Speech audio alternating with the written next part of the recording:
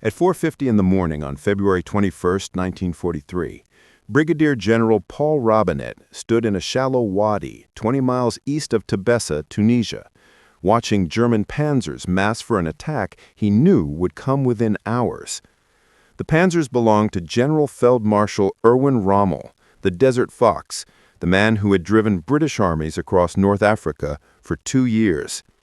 Rommel had just spent 3 days smashing American forces through Kasserine Pass. Now he was coming for Tebessa, the main Allied supply base. If he took it, he would cut off thousands of American troops and capture enough fuel and ammunition to sustain his Afrika Korps for months. Robinett commanded Combat Command B of the 1st Armored Division. He had 48 Sherman tanks, 31 tank destroyers, 3 infantry battalions, and 11 artillery batteries. Against him, Rommel was bringing the 10th Panzer Division, elements of the 21st Panzer, and the Italian Centauro Armored Division, maybe 120 tanks total, plus mechanized infantry and artillery. The numbers were close. The experience was not. Rommel had been fighting in North Africa since February 1941. His troops had won battles at Gazala, Tobruk, and dozens of smaller engagements. They knew the desert. They knew mobile warfare. They knew how to coordinate tanks, infantry, and artillery into combined arms attacks that had broken British formations repeatedly. The Americans had been in combat for exactly 9 days. Most had never seen a German soldier before February 14th. Most had never been under artillery fire. Most had never watched their friends die. Rommel knew this. 3 days earlier, before the attack began, he had written in his journal that the Americans were untested, poorly led, and would break easily under pressure. His staff shared this assessment. German intelligence reports described American units as disorganized, their commanders as inexperienced, their equipment as adequate but poorly employed. The Germans expected an easy fight. They had been right for 72 hours. Now, they were about to be proven wrong. The first American unit Rommel destroyed was Combat Command A of the 1st Armored Division at Sidi on February 14th. The attack started at dawn. German armor came from 2 directions, bypassing American infantry positions on 3 isolated hills. The infantry could not support each other. They were too far apart. The Germans surrounded them, cut them off, and moved on to the American armor in the valley. Combat Command A of the 1st Armored Division commanded tanks at Sidi. The unit had trained on tanks and coordinated armor tactics. The commanders knew what they were supposed to do: spread out, use hull-down positions, coordinate with infantry and artillery. The problem was that American tank doctrine in February 1943 was designed to fight other tanks. American doctrine said tanks should seek out enemy tanks and destroy them in tank-to-tank combat. Infantry would handle enemy infantry. Artillery would suppress enemy guns. Tank destroyers would defend against enemy armor breakthroughs. The Germans did not fight that way. German doctrine integrated everything. Their tanks worked with their infantry. Their infantry worked with their artillery. Their artillery worked with their tanks. They moved together, fought together, supported each other continuously. At Sidi, American tanks fought alone. The infantry was on the hills. The artillery was behind the infantry. The tank destroyers were distributed among the infantry positions. When the German attack came, nothing worked together. The German 21st Panzer Division hit from the north. The Italian Centauro Division hit from the south. They coordinated their movements, converged on the American tanks, caught them between 2 fires. Combat Command A fought for 4 hours. They knocked out maybe 12 German tanks. They lost 57 Shermans. By noon, commanders were ordering a retreat. By 1400 hours, the unit had ceased to exist as an effective fighting force. The Americans tried to counterattack the next day. Combat Command C came up from the south with 60 tanks. German anti-tank guns, hidden in wadis, destroyed them at ranges up to 2,000 yards. The American tanks never saw what hit them. Crews bailed out, ran for cover, and left their vehicles burning. By February 16th, the Americans had lost nearly 100 tanks in 2 days. Rommel watched the battle from a command post near Sidi. He saw American tanks advancing without infantry support. He saw American artillery firing from static positions that German observers could easily locate. He saw American infantry isolated on hilltops with no route of retreat. He dictated a report to his staff describing American tactical errors in detail. His conclusion was blunt. The Americans would need at least 6 months of combat experience before they could fight effectively against German forces. The second American disaster happened at Sbeitla on February 17th. Major General Orlando Ward commanded the 1st Armored Division. Ward was 51 years old, West Point, class of 1914. He had served in France during World War I. He had commanded armor for 2 years. He was competent, careful, methodical. Methodical was the wrong approach. RML moved too fast. By the time Ward positioned his forces at Sbeitla, German armor was already flanking the town from 2 directions. Ward ordered a fighting withdrawal. The withdrawal became a rout. American vehicles jammed the roads heading west. German artillery caught them in column, destroyed trucks and half-tracks, killed drivers who abandoned vehicles and ran. One American officer later described it as chaos. Men did not know where their units were. Officers did not know where the Germans were. Communications broke down completely. Ward lost another 40 tanks at Sbeitla. He lost 29 artillery pieces. He lost 57 half-tracks. He lost organized cohesion. By nightfall on February 17th, the 1st Armored Division had been in combat for 4 days and had lost half its equipment. Survivors fell back to Kasserine Pass, 30 miles west, the last defensive position before Tebessa. RML pursued. On February 19th at 0450 hours, he attacked Kasserine Pass with the Afrika Korps assault group from the south and elements of the 21st Panzer Division toward Sbeitla to the north. His plan was to break through both passes, converge on Tebessa from 2 directions, capture the supply base, and destroy what remained of the American Second Corps. The defense at Kasserine Pass fell to Colonel Alexander Stark. Stark commanded the 26th Infantry Regiment, a unit that had landed in North Africa 3 months earlier and had seen almost no combat. Stark had engineering troops, a few artillery batteries, some tank destroyers, and a battalion of French colonial infantry with old French 75mm guns from World War I. Stark positioned his troops on the heights overlooking the pass. The pass itself was 2 miles wide, a gap in the Grand Dorsal mountain chain. The road through it led directly west to Tebessa. If the Germans broke through, they would be on open ground with nothing between them and the supply base. The German attack came in waves. First, Stuka dive bombers, then artillery, then tanks and mechanized infantry moving up the valley floor. The French 75mm guns opened fire at 4,000 yards. They were old weapons cast in 1917, but they still worked. German tanks took hits, stopped, burned. The first attack stalled. RML came forward personally. He found his commanders moving too slowly, too cautiously. He ordered them to attack more aggressively, bring up more artillery, commit the reserves, push harder. On February 20th, the Germans attacked again with twice as many tanks. They brought up 88mm anti-aircraft guns and used them in direct fire mode against American positions on the hills. The 88s could penetrate any American tank at 2,000 yards. They could destroy bunkers. They could kill infantry in foxholes. The Americans had nothing that could match their range and hitting power. By mid-afternoon on February 20th, German infantry had infiltrated the heights on both sides of the pass. American positions became untenable. Stark ordered a withdrawal. His troops pulled back 6 miles to a secondary position near the town of Thala. The Germans controlled Kasserine Pass. The road to Tebessa was open. Rommel now faced a decision. He could push northwest toward Thala and the British forces assembling there, or he could push west toward Tebessa and the American supply base. His fuel was low. His ammunition was limited. His supply lines were stretched. He needed to choose one objective and commit everything to it. German High Command ordered him to attack Thala. Rommel disagreed. He believed Tebessa was the more valuable target. Capturing those supplies would sustain his forces for months. But orders were orders.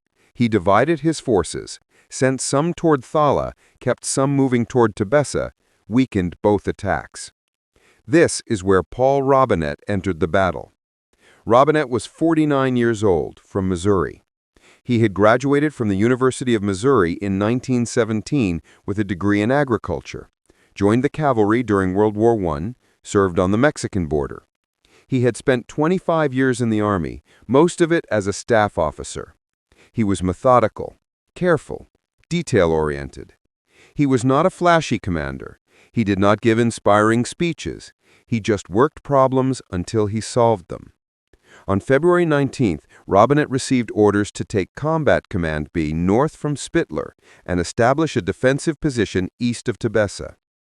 The orders were vague. Hold somewhere. Stop the Germans if they come. Nobody told him exactly where to position his forces or what level of attack to expect. Robinett spent February 19th and 20th conducting reconnaissance. He drove forward in a jeep with his operations officer looking at terrain. He needed to find a position where American forces could fight effectively. The ground had to favor defense. It had to provide concealment for tanks. It had to offer observation for artillery. It had to channel German attacks into kill zones. He found such a position along the Bahet-Fusana Valley, where the ground favored defense. The valley ran roughly north to south. German forces approaching from Kasserine Pass would have to cross open ground to reach American positions. The valley floor was flat, offering no concealment for attacking forces. But the valley edges had wadis, shallow depressions in the ground, perfect for hiding tanks, hull down. American tanks could sit in these wadis with only their turrets exposed, presenting minimal targets while maintaining clear fields of fire across the valley floor. The valley sides had ergo lines that provided excellent observation. Forward observers positioned on these ridges could see for miles. They could observe German assembly areas, call in artillery fire before attacks even began. The ridge lines also provided positions for infantry. American infantry on the ridges could cover the tank positions with rifle and machine gun fire, preventing German infantry from infiltrating close enough to attack the tanks with grenades or demolition charges. There were defiles that would channel any German attack into predictable routes. The Germans would have limited options for maneuver. They would have to come across the valley floor or attempt flanking movements through narrow passes. Either approach would expose them to concentrated American fire. Robinett could position his forces to cover all likely avenues of approach. He positioned his tanks in defilade, hull down in wadis where only their turrets showed. This reduced their exposure to German fire while maintaining their ability to engage enemy targets. The M4 Sherman tank had a low silhouette when hauled down. German gunners would have difficulty hitting them at range, but the Shermans could fire effectively. Their 75mm guns had adequate range and hitting power against German tanks at normal engagement distances. He positioned his tank destroyers forward as an outpost line. The M3 half-tracks with 75mm guns were vulnerable in direct combat. They had thin armor. A German shell would penetrate easily. But positioned forward in concealed positions, they could engage German tanks at first contact, disrupt German formations, force the Germans to deploy prematurely. Then the tank destroyers could withdraw to secondary positions while the hidden Shermans engaged. He positioned his artillery in depth with pre-registered concentration zones covering every likely avenue of approach. The artillery included 11 batteries, totaling over 60 guns. Most were 105mm howitzers, standard American divisional artillery. They had good range, good accuracy, good hitting power against both armored and soft targets. Properly coordinated, they could deliver devastating firepower. Robinett worked with his artillery commander to establish pre-registered concentrations. They identified locations where German forces would likely assemble, approach routes they would probably use, positions where they might establish support weapons. Each location received a concentration number. When forward observers called for fire on a specific concentration, every battery knew exactly where to aim. The shells would arrive quickly, accurately in volume. He positioned his infantry on the flanks with clear fields of fire. The infantry came from the 1st Infantry Division, Terry Allen's command. They were experienced soldiers. They had fought in North Africa for 3 months. They knew how to dig foxholes, establish firing positions, coordinate with supporting arms. Robinett placed them where they could cover the tank positions, protect the artillery from infiltration, seal off the flanks against German attempts to envelop the defense. Most importantly, he coordinated everything. He held a commander conference on the evening of February 20th. Every battalion commander, every company commander attended. He showed them a map of the defensive position. He explained how each unit fit into the overall plan. He showed the tank commanders where the tank destroyers would be. He showed the infantry commanders where the tanks would be. He showed everyone where the artillery observers would be positioned and how to call for fire. He established communication procedures. Every unit had radio contact with every other unit. If the Pravigus Germans attacked anywhere, everyone would know immediately. If one unit needed support, help could arrive quickly. If artillery was needed, observers could call it in within minutes. The entire defensive position functioned as a single integrated system. Robinett worked through the night of February 20th. His units were exhausted. They had been retreating for 6 days. They had watched other units get destroyed. They had low confidence. He walked among them, talked to platoon leaders and company commanders, explained the defensive plan, showed them how the position would work. He told them the Germans would come, probably at dawn, probably with tanks leading. He told them to hold their positions, trust the plan, fight as a team. At 0450 on February 21st, German reconnaissance elements probed the American position.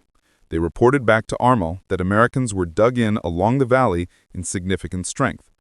Rommel decided to attack anyway. He had momentum, he had veteran troops. He believed the Americans would break like they had everywhere else. He was wrong. The German attack came at 1400 hours on February 21st.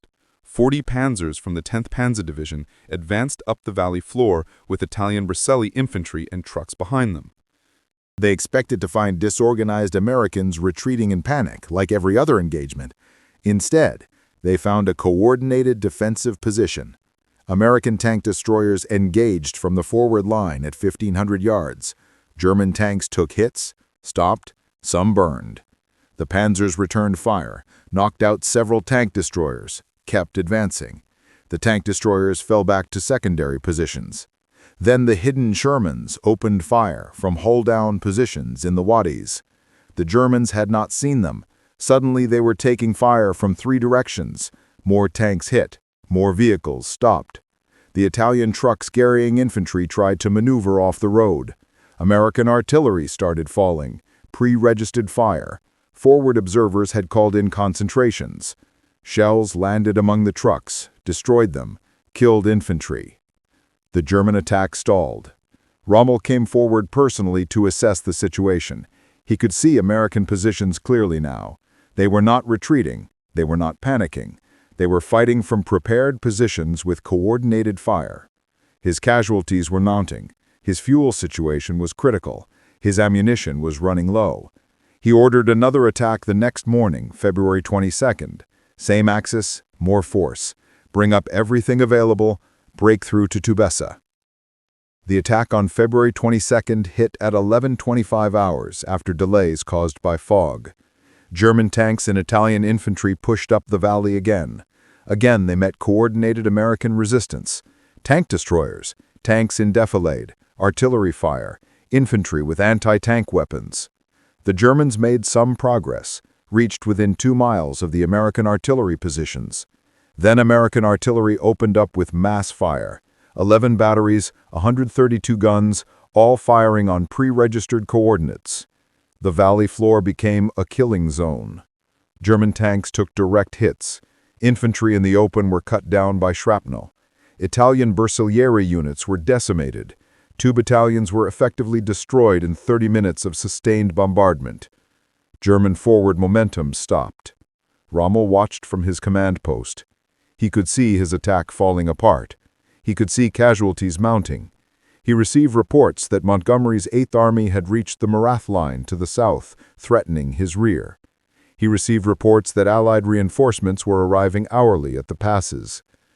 At 1600 hours on February 22nd, Rommel made his decision. He ordered a withdrawal. All units pull back through Kasserine Pass. Return to starting positions. The offensive was over. The Germans withdrew through February 23rd and 24th. American and British forces reoccupied Kasserine Pass on February 25th. The battle was finished. American casualties totaled 6,600 men killed, wounded, or captured. They lost 183 tanks, 104 half-tracks, 208 artillery pieces, 512 vehicles. It was the worst American defeat in North Africa, but it was not the defeat Rommel expected. In his journal after the battle, he wrote something that surprised his staff. The tactical conduct of the American defense had been first class. The Americans had recovered quickly after the first shock and had succeeded in damming up the German advance by grouping their reserves to defend the passes. They had positioned their artillery skillfully. They had employed combined arms effectively once they established proper defensive positions. This was not the assessment of an easy enemy. This was respect. What Rommel saw at the end of Kasserine Pass changed his opinion of American forces fundamentally. The early battles at Sidi and Sbeitla had shown him poorly coordinated American attacks and disorganized withdrawals. But the defensive stand east of Tebessa, the artillery fire on February 21st and 22nd, the coordinated combined arms defense, that showed him something different. That showed him Americans could learn fast. That showed him Americans could adapt. That showed him Americans, properly led and properly positioned, could fight. Other German commanders missed this. They saw the first 3 days, the chaos, the retreats, the captured equipment. They concluded Americans were weak. That conclusion would cost them dearly later. Field Marshal Albert Kesselring, Rommel's superior, believed the Kasserine victory proved German forces could defeat Americans easily.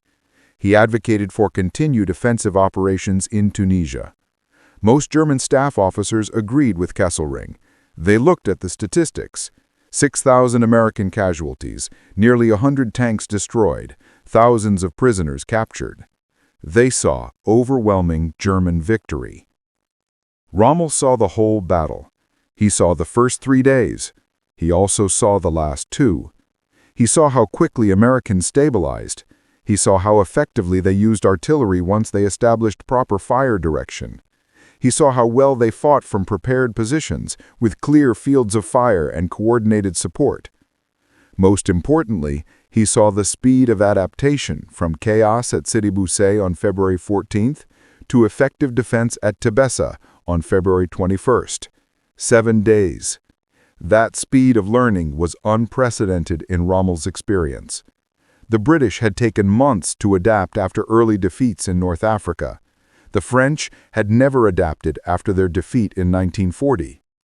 The Italians had struggled with adaptation throughout the war, but the Americans had learned critical lessons in 1 week of combat. That worried RML more than any tactical victory could satisfy him. RML saw the whole battle. He saw the first 3 days. He also saw the last 2. He saw how quickly Americans stabilized.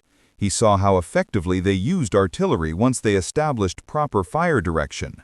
He saw how well they fought from prepared positions, with clear fields of fire and coordinated support.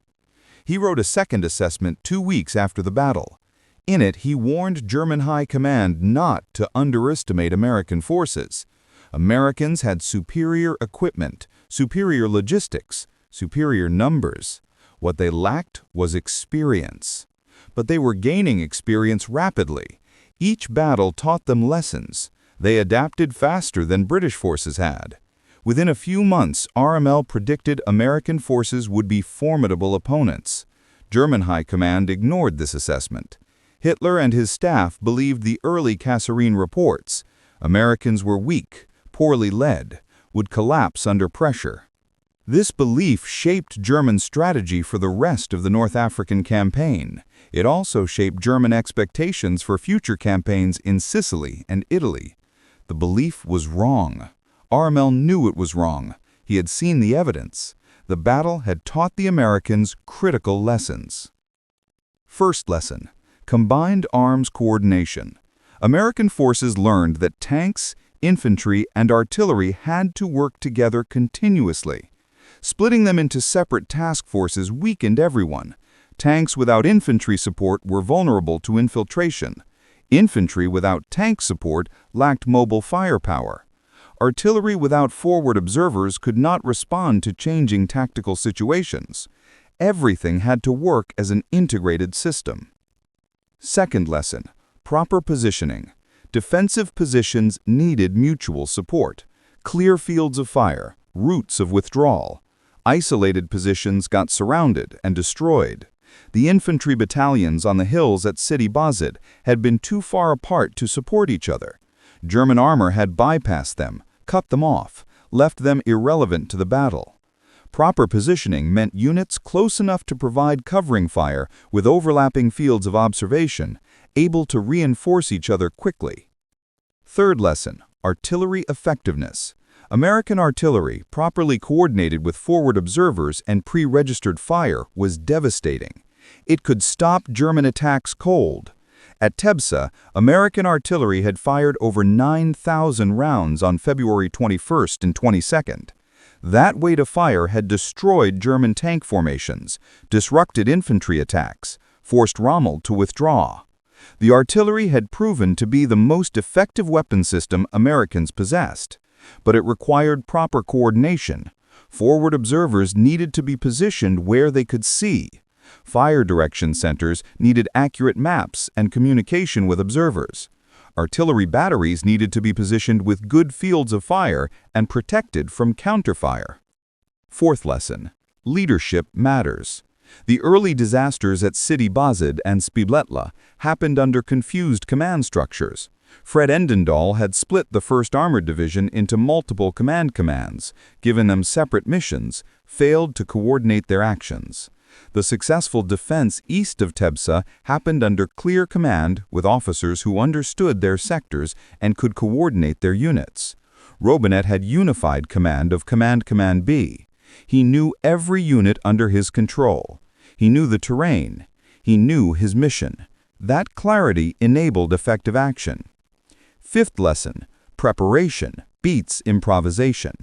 The early American responses were improvised, hasty, poorly thought through. Units were committed piecemeal without reconnaissance or coordination. The later responses were deliberate, carefully planned, rehearsed. Robinett had spent 2 days positioning his forces at Tebessa. He had studied the ground. He had positioned every unit deliberately. He had rehearsed fire missions with his artillery. That preparation made the difference between defeat and victory. American commanders took these lessons seriously. Major General Lloyd Fredendall, who commanded 2nd Corps during Kasserine, was relieved. On March 6th, Major General George Patton replaced him. Patton immediately instituted aggressive training and rigid discipline. He required all officers to know their units, know their sectors, know their supporting relationships. He required units to practice combined arms coordination daily. Patton's first action was to establish accountability. He inspected every unit in 2nd Corps personally.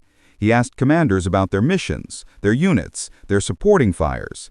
If commanders could not answer immediately, Patton relieved them on the spot. Within 2 weeks, every battalion commander in 2nd Corps knew exactly what was expected. Clarity replaced confusion. His second action was to enforce standards. He required proper uniforms, clean weapons, military discipline. Soldiers who had grown sloppy during the retreat were brought back to standard. Patton believed discipline in garrison led to effectiveness in combat. He was correct. Units that maintained standards in small things maintained standards in combat. His third action was to rebuild confidence. He visited forward positions daily. He talked to soldiers. He asked about their equipment, their training, their morale. He listened to their concerns. He made changes based on what he heard. Soldiers saw that leadership cared about their welfare and their survival. Morale improved rapidly. His fourth action was to fix tactical problems. He required defensive positions to be properly sited with mutual support and clear fire plans.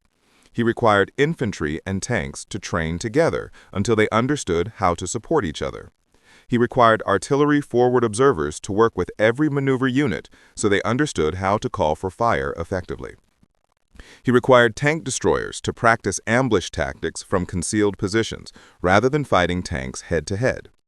His fifth action was to prepare for offense. Kasserine had been defensive, but Patton knew Second Corps would need to attack. He required units to practice assault tactics, movement to contact, breakthrough operations. He required logistics units to practice rapid resupply during mobile operations. He required engineers to clearing mines and building bridges under fire.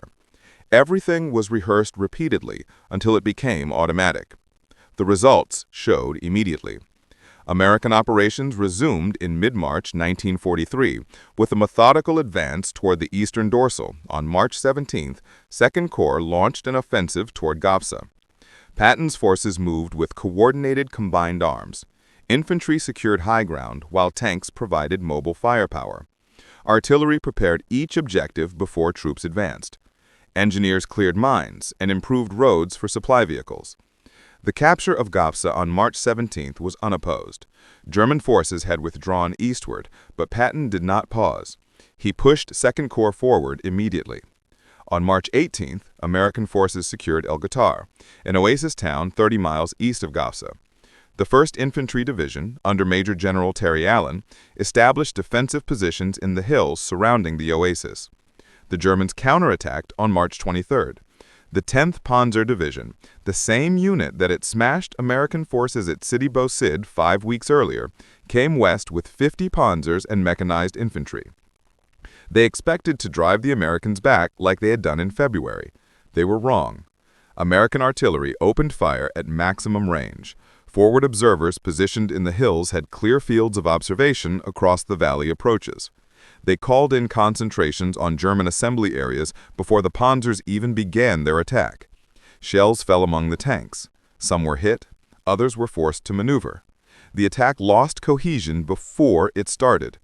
The panzers came forward anyway. They advanced across open ground toward American positions. American tank destroyers positioned hull down on reverse slopes engaged at 1,500 yards. The tank destroyers were the same M3 half-tracks with 75mm guns that had failed at Sidi Bou Cid, but now they were properly positioned with clear fields of fire and infantry support on their flanks. They knocked out German tanks systematically. 28 panzers destroyed in 4 hours of fighting. The German attack broke apart. Some tanks with He had seen Americans break at Sidi Bou Cid, panic at Sbeitla, then stabilize and fight effectively east of Tebessa. The difference was not in the soldiers, it was in the leadership and the preparation. American soldiers properly led and properly positioned fought as well as anyone. This understanding shaped Rommel's later assessments of Allied capabilities. When he returned to Europe and took command of Army Group B in France in late 1943, he repeatedly warned Hitler that Allied forces, particularly American forces, should not be underestimated. He argued that Germany's only chance in Normandy was to defeat the invasion at the beaches before Allied forces could build up strength inland. Once established, properly supplied Allied forces with their superior equipment and artillery would be impossible to dislodge. Rommel's strategic assessment was based on mathematics and logistics, not mystical beliefs about German superiority. He calculated that Allied industrial production outweighed German production by factors of 5-to-1 or 10-to-1, depending on the weapon system. American factories were producing tanks, aircraft, and artillery at rates German factories could never match. American logistics were bringing those weapons across the Atlantic Ocean despite German submarines. American training systems were producing competent soldiers faster than German casualties could be replaced. The combination was insurmountable. German tactical superiority could win battles. It could not win the war. The only German hope was to prevent Allied forces from establishing themselves in Europe. Once established with their full logistical support, they would grind Germany down through sheer weight of materiel. Rommel had seen this process beginning at Kasserine. American forces had poor tactics in February, but they had excellent equipment, excellent logistics, and they learned fast.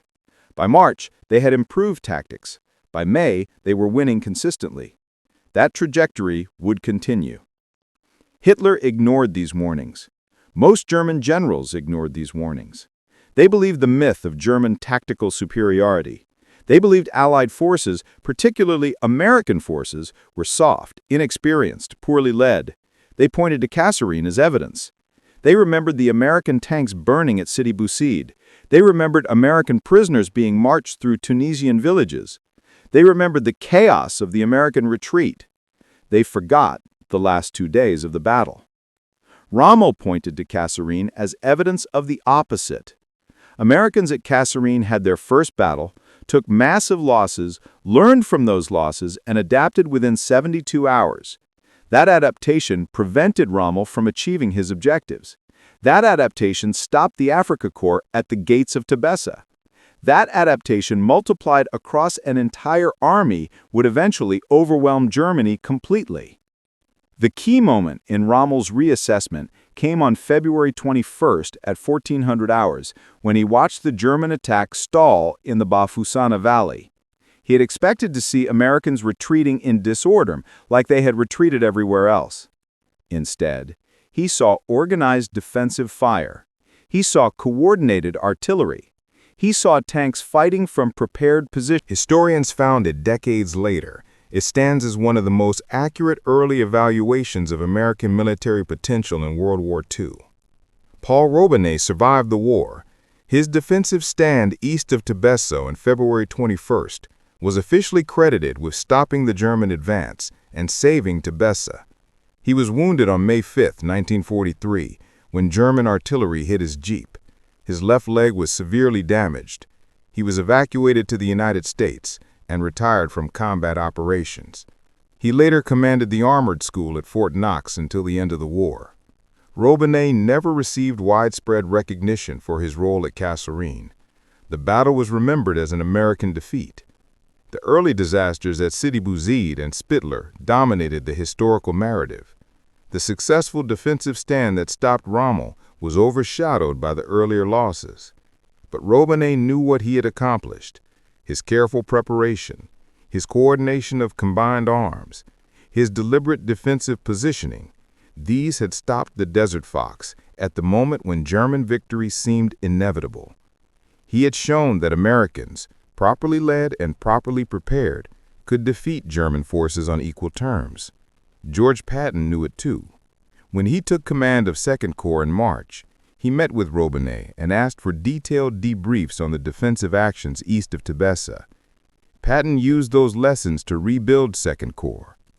Everything Robinett had done, the combined arms coordination, the artillery preparation, the defensive positioning, Patton made standard practice across the entire Corps. By May 1943, 2nd Corps was a different force. They advanced across Tunisia, fought through German defensive lines, captured thousands of prisoners. On May 7th, they entered Guettar. On May 13th, all Axis forces in North Africa surrendered. Total prisoners captured, 275,000 German and Italian soldiers, more than were captured at Stalingrad. The transformation took 12 weeks, from the disaster at Kasserine in mid-February to total victory in mid-May. 12 weeks of learning, adapting, training, fighting. 12 weeks that proved Rommel's assessment correct. American forces were not inferior to German forces. They were inexperienced. Experience could be gained. Lessons could be learned. The defensive stand east of Tebessa, the artillery fire that stopped German attacks, the rapid American adaptation. Rommel weighed all the evidence. He concluded the contradictory evidence was more important than the supporting evidence. Americans could learn. Americans could adapt. Therefore, Americans would eventually win. That conclusion was unpopular. It was also accurate. The Battle of Kasserine Pass ended 79 years ago. Historians still debate its significance. Some emphasize the American defeat, the casualties, the captured equipment. Others emphasize the lessons learned, the rapid adaptation, the successful defensive actions that stopped Rommel short of his objectives. Both perspectives are partially correct. Kasserine was a defeat. Americans lost more men, more equipment, more ground than the Germans. But Kasserine was also a learning experience. Americans figured out combined arms coordination under fire. They figured out artillery effectiveness. They figured out defensive positioning. They applied those lessons immediately. RML understood that paradox. You can lose a battle and learn enough to win the war. You can win a battle and miss strategic realities that guarantee eventual defeat. Kasserine was both simultaneously an American tactical defeat that became a strategic lesson, a German tactical victory that revealed American potential. The field where Paul Robinett positioned his defense on February 21st is empty farmland now. No markers, no monuments. The wadis where he hid his tanks are still there. The ridgelines where his artillery observers called in fire are still there. The valley floor where German panzers were destroyed is still there. But nothing marks what happened. Most people driving through do not know a battle was fought there. RML's headquarters at Kasserine is gone. The pass itself is now a modern highway. Tourists drive through without knowing its history. The hills where American and German soldiers fought are quiet, but the lessons remain. Proper preparation matters. Combined arms coordination matters. Leadership matters. Realistic assessment matters. These lessons learned at great cost in February 1943 shaped how American forces fought for the rest of the war. RML learned those lessons too. He learned that American forces, written off as inexperienced and incompetent by